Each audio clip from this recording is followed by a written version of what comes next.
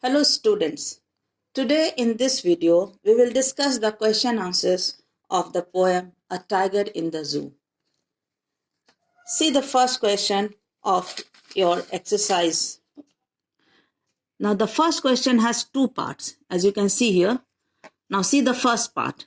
Find the words that describe the movements and actions of the tiger in the cage and in the wild. Arrange them in two columns. Students, you can see in the first stanza the words that describe the movement and actions. He stalks. Now the word stalks, it tells about movement. Stalks in his vivid stripes, the few steps of his cage, on pads of velvet quiet, on his quiet rage. So in this, a few steps of his cage. So this also tells about movement in the cage. Then he should be lurking in the shadow, sliding through long grass near the water hole where plump deer pass. Okay, so sliding through long grass. Okay, this describes the movement of the tiger in a wild. Okay, lurking in shadow. This one also describes the movement in the wild, in the forest. So you will go through these stanzas, then you will find many words that describe the movement of the tiger and tells about its actions. So you will draw two columns in your notebook like this.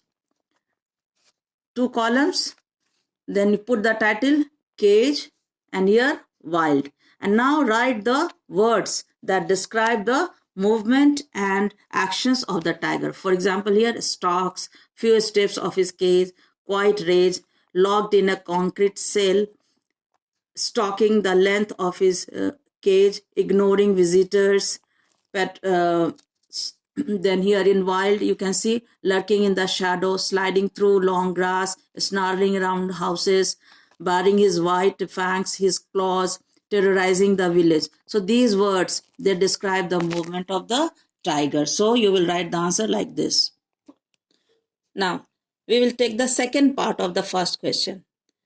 Find the words that describe the two places and arrange them in two columns. Okay, students.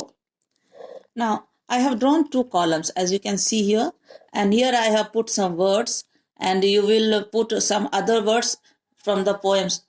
For example, I've given a few words here and phrases here.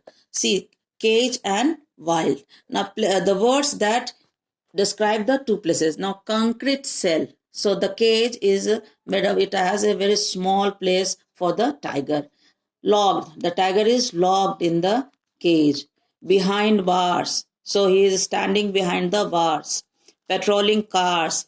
So he could see the patrolling cars. He can hear the sound of the patrolling cars. Then wild, the forest area, how it has been described, the words that the poet has used. Long grass, water hole, plump deer, village. All these words, they describe the place, the forest. Okay, so these are the words that the poet has used. You can put some extra words from the poem also. Now, after these two parts, then the remaining part of the question is, now try to share ideas about how the poet uses words and images to contrast the two situations. Okay, now as you can see here, students, here the word stalks. Okay, this word, it tells that if the tiger, it follows its victim, its prey, and it hides himself in the long grasses. But here in the cage, he is just taking few steps.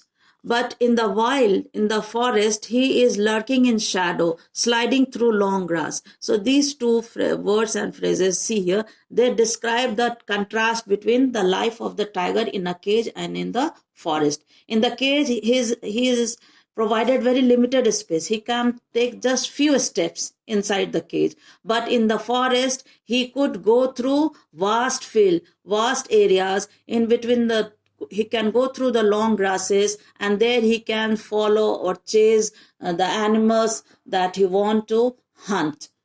So this is the contrast the poet has drawn with the help of these words. So likewise, you will take help of all these words and you will contrast the life of the tiger. For example, here again, quiet raised. Now the tiger is a very ferocious animal, and the tiger is very angry inside the cage, but he is helpless. He can't express his anger. He can't get out of the cage. He is very helpless, and he shows his helplessness by suppressing his anger. And that is why the poet has used quiet raised. But in the forest, he is free. He snarls. He makes roaring sounds and terrorizes the villagers and the people living in the houses. So in this way, you will take up each point and you will draw the contrast in the life of the tiger and in the forest and in the cage. Now we will take up the second question. The second question is, notice the use of a word repeated in lines such as these. The first part here, on pads of velvet quiet, in his quiet race. Here the word quiet, you can see here, it has been repeated. Here quiet, and here is velvet quiet, and here quiet race. So the word quiet has been repeated in these two lines.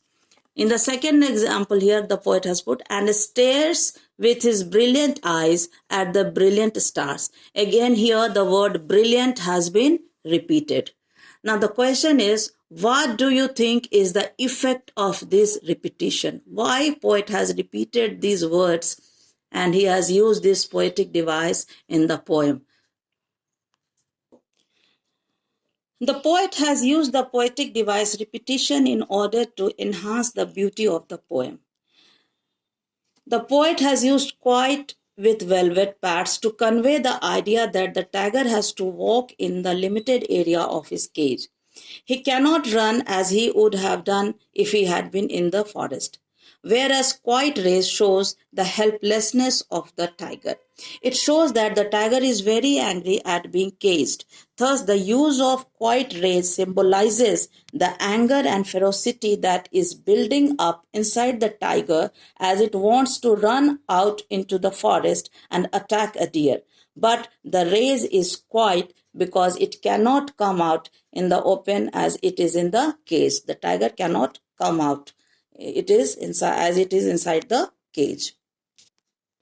Similarly, the use of brilliant for the tiger's eyes as well as the stars also brings out the magnificence of these lines.